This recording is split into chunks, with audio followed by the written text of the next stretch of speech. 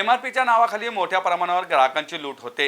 ही लूट थांबवण्यासाठी त्या वस्तूंचे उत्पादन करण्यासाठी किती उत्पादन मूल्य लागले याची माहिती ग्राहकांना मिळणे बंधनकारक असले पाहिजेत। यासाठी एक विशिष्ट पॉलिसी तयार करणे गरजेचे आहे।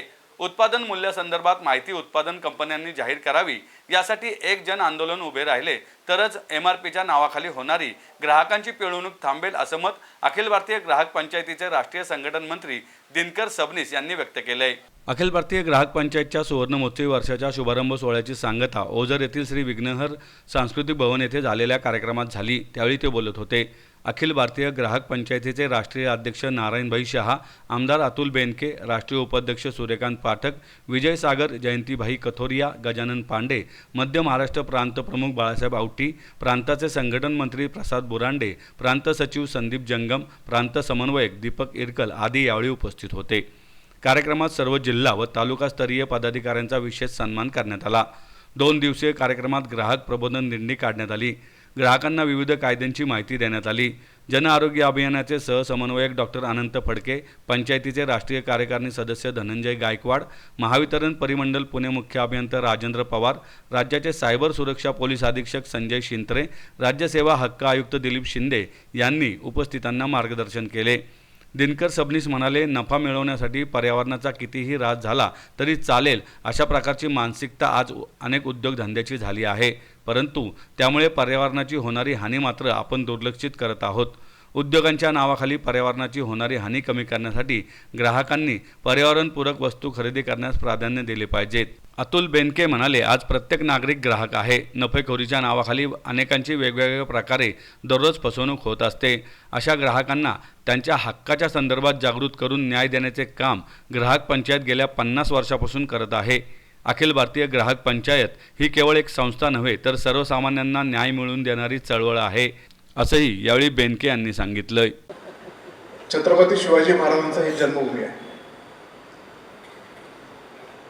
आणि शिवनेरी किल्ल्यावर तिथीनुसार शिवजयंतीला सुरुवात कोणी केली असेल तर ते बिंदू माधव जोशींनी। त्याच्यानंतर राज्य शासनाची शिवजयंती तारखेनुसार चालू झाली आणि आजही बिंदू माधव जोशींनी जो पायंडा पाडून दिलाय, इथले अनेक शिवभक्त तिथीनुसार ती शिवजयंती साजरी करतातच। आणि म्हणून त्यांचं जे जुन्नर तालुक्याचं आमचं सगळ्यांचं पूर्वीपासूनचं खूप मोठं असं नातं आहे आणि त्यांनी ही जी चळवळ चालू केलेली आहे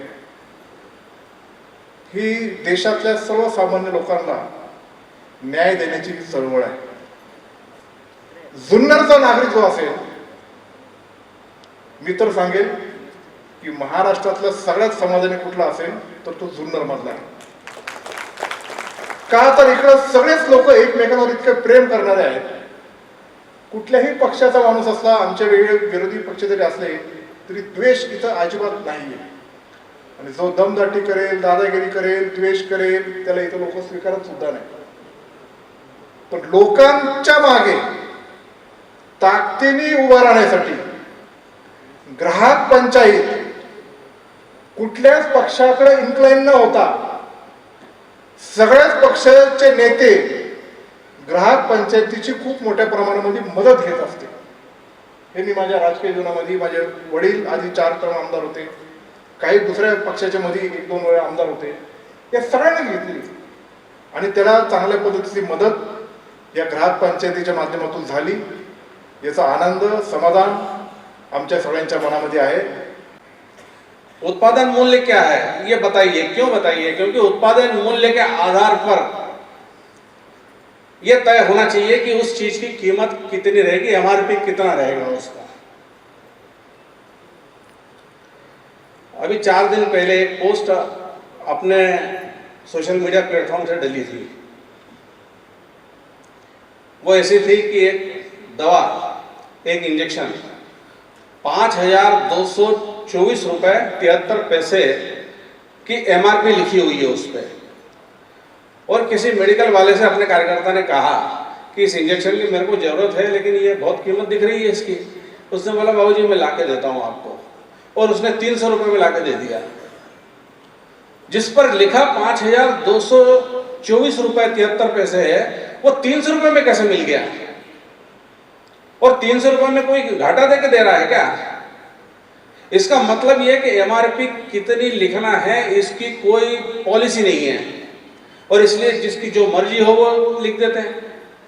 अगर मैंने ये कहा कि भाई ये 5,000 रुपये बहुत होते हैं, तो बोलता है कि अच्छा ठीक है, मैं मेरी ओर से आपको छूट दे देता हूँ, 4,000 में दे दो। तो फिर उसके बाद और कम कराने में हमको भी शर्म आएगी। हम 4,000 दे देंगे, मिलना कितने में चाहिए? 300 में मिलना चाहिए। और इसलिए जो बात एक कही गई है कि मूल्य, उत्पादन मूल्य क्या है ये बताया गया है, इसको लेकर हमें इस वर्ष व्यापक मात्रा में, व्यापक स्तर पे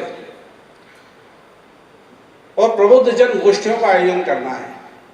इन प्रबुद्ध जन गोष्ठियों में ये विषय, हमें बार बार ये विषय उठाना है, इस विषय पर व्यापक चर्चा करानी है हमें।